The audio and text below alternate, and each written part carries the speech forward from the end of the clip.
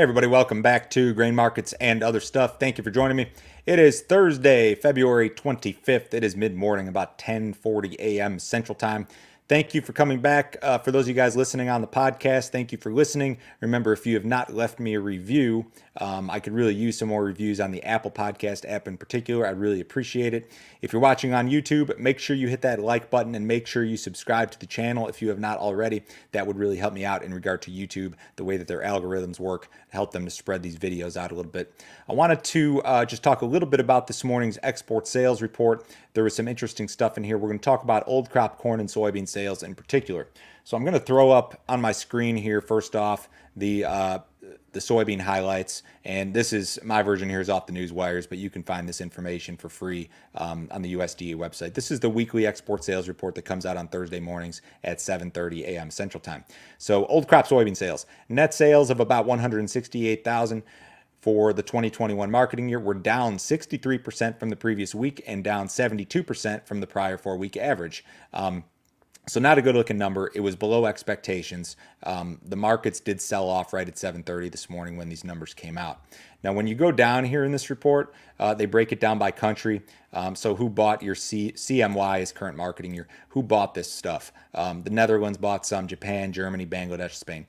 The stuff that I think is of interest to the market, or at least to me at least, and this will differ depending on who you talk to, are these negative numbers down here.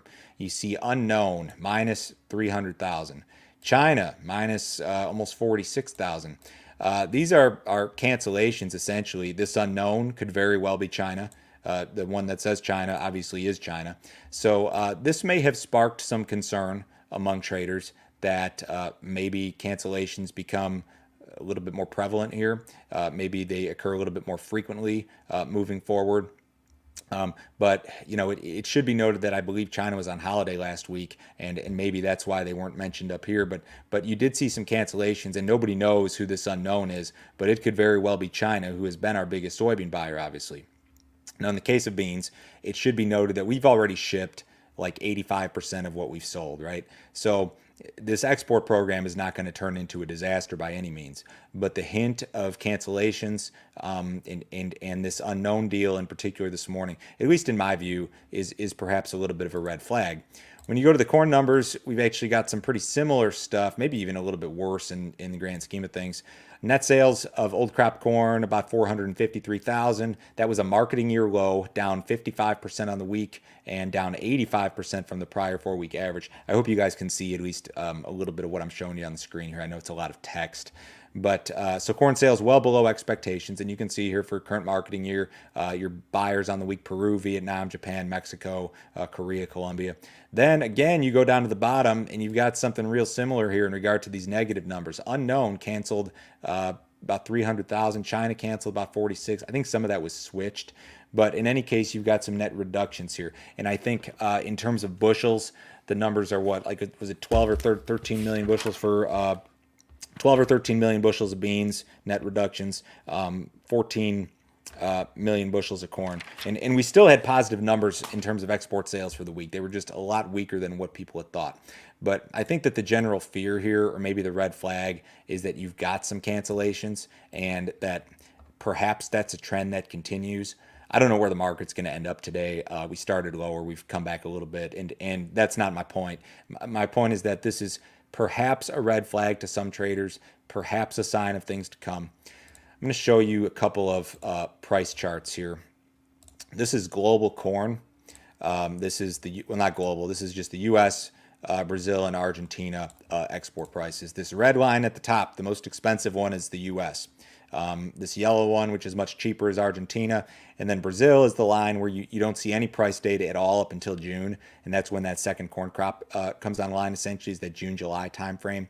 Argentina doesn't have a ton of corn to export here, but they're going to be more competitive than us. And Brazil, once we get into early summer, is going to be more competitive, barring a weather issue. And of course, we've got a whole growing season to go with that second corn crop. So if you're going to see reductions in export sales, based on this price data, it would not be surprising to me at all. In fact, I think that this is largely expected by the market. I don't think it should be a huge surprise to anybody that exports are going to slow down here in corn. And in corn, it may take a little bit longer than in beans because it's really when that Brazilian crop comes online in June, July, that we're going to start to lose a lot of business. And it'll probably happen a little bit before that if we start to realize that, yes, indeed, Brazil will have a big corn crop. But it'll happen a little bit later in corn than in beans. Now, when you look at beans, my chart here is just Brazil versus the U.S. Those are your two big exporters. And Brazil, even if China or anybody else is able to get their hands on Brazilian beans right now, they're going to be a lot cheaper than what the U.S. has to offer. The issue is that they've got a delayed harvest, so everything's going to be pushed back a couple of weeks. So it's really not until this like April period that a lot of Brazilian beans are going to be available.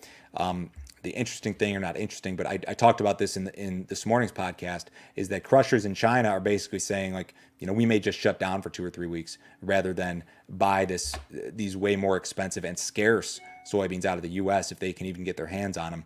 So it shouldn't be a surprise at all that soybean export sales are essentially going to grind to a halt here. I mean, they're going to really slow down. More cancellations in larger quantities would not be surprising to me. But that doesn't mean that we don't still have a great export program, because we do. As a matter of fact, I would say that most people who pay attention to these situations are probably aware of or expect cancellations or sharp reductions in export sales as we move forward here, as the U.S. becomes less competitive in corn and less competitive in soybeans. So it's not a matter of, it was never a matter of if, it was always a matter of when for the most part, and a little bit of it depended on how big the South American crops would be. It looks like Brazil's going to have a record bean crop. They're set up to have a good corn crop, but there's a lot of growing season left to go. I hope this was useful. Remember, if you guys need some more information from me, you can go to my website, which is www.standardgrain.com. Click on this grain marketing plan button here in the upper right-hand corner. If you want to know what I'm doing every day of the week, my morning email goes out at 6:30 a.m. Central Time. It'll make you aware of any overnight headline that's important, all my grain marketing recommendations, all sorts of interesting charts and information. Also a text message service. This is billed to your credit card through PayPal automatically. You can cancel it at absolutely any time, so there's no other fee, no other obligation, no trading account required. Everyone have a great day today. I'll talk to you on Friday morning.